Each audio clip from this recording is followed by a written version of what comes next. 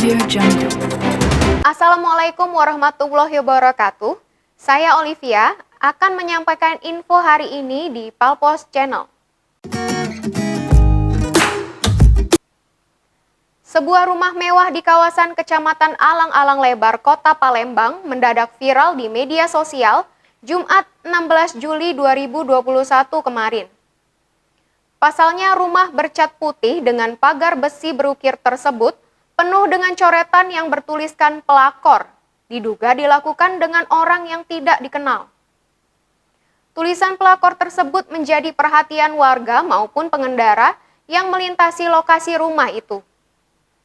Ketua RW setempat, Ismairin, mengaku tidak tahu persis sejak kapan rumah warganya menjadi heboh karena tulisan tersebut. Ismairin menambahkan jika beberapa minggu lalu terjadi keributan di rumah tersebut.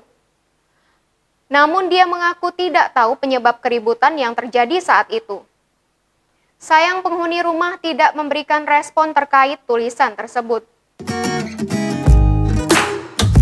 Demikian info hari ini, nantikan info terkini lainnya hanya di Palpos Channel.